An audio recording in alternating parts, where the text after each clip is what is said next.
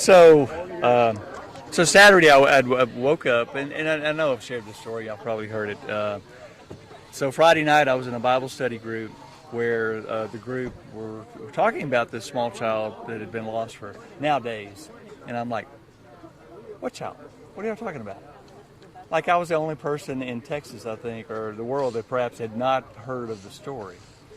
And so we prayed for little Christopher at the end of it.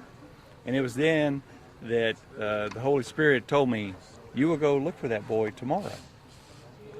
So next morning I got up and I did what I always try to do, like a devotional Bible study and prayer time. I had already put on my clothes, my raggedy clothes to go out in the woods, right?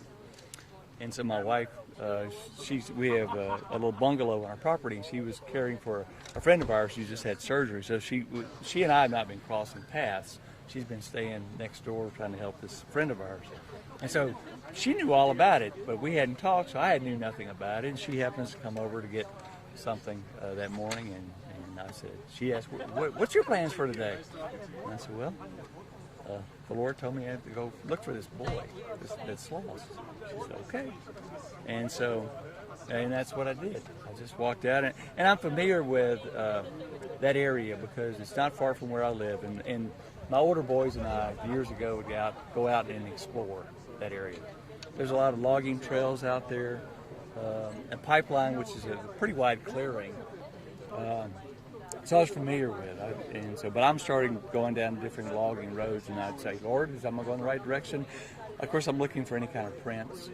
I find a lot of deer print, find some dog prints, no human prints, and unfortunately, you always start looking for, are there buzzards circling somewhere, right? So looking for the birds too. So, but I'm walking and walking, and then I end up on a logging road that brings me back to the pipeline that I was on, but I was much further down it.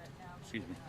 And then I'm heading really toward this direction for where the little boy first started, where Christopher started. I didn't know his name at this point either.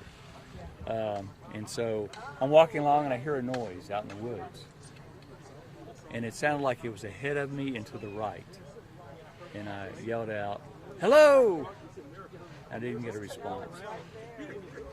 Thinking, well, it could be an animal in distress. Sometimes they can make sounds that may sound human, so which still would have been rather unusual. But I'm walking forward. A couple minutes passes, and I hear this noise again. Now, because I'm really listening, I want to hear a child's voice, and I hear this child say some words for a couple of seconds. I can't understand them. But now I know why, because he only speaks Spanish, and unfortunately my Spanish is no bueno. So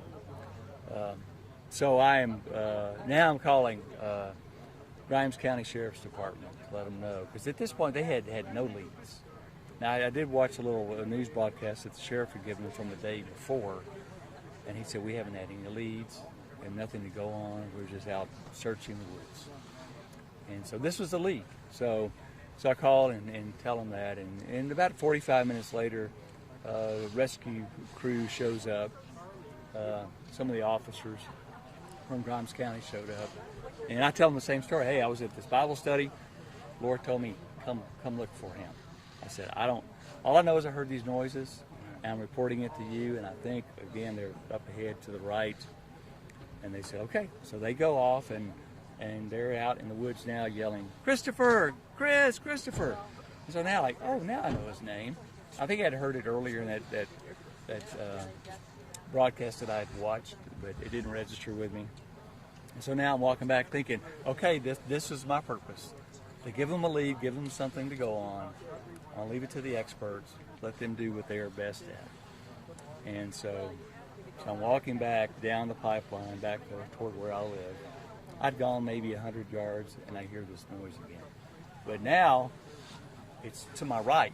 I first heard it seemed further down and to the right. Sometimes sounds can move around differently. I don't know how to explain that either, but anyway, now I'm hearing the voice.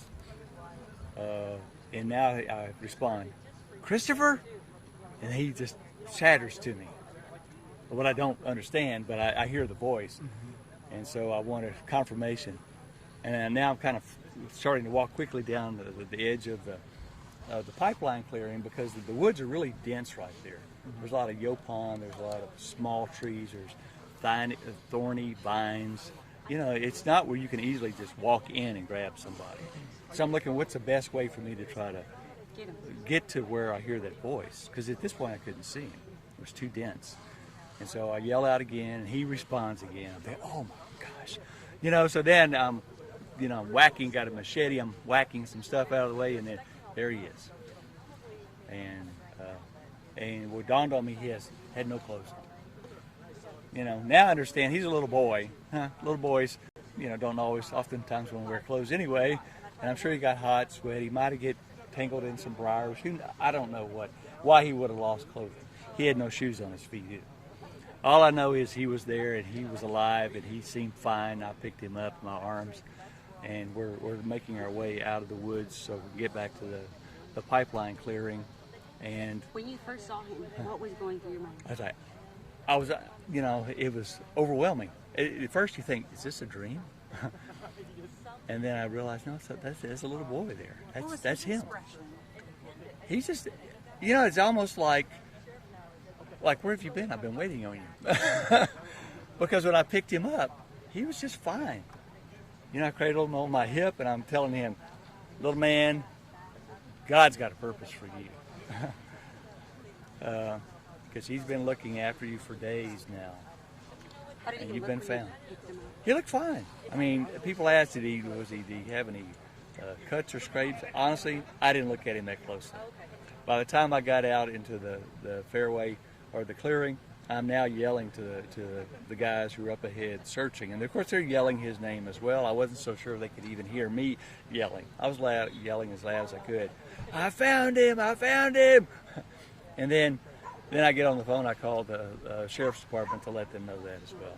And then next thing I know, I see this off-road vehicle these guys are on, ripping down, and they had to go through a bunch of mud holes and stuff, and I'm just seeing this vehicle, it was pedal to the metal all the way I know. And they came up, and they were all just these grown men who had invested all this time and emotional energy into finding this, the sweat, all they'd gone through.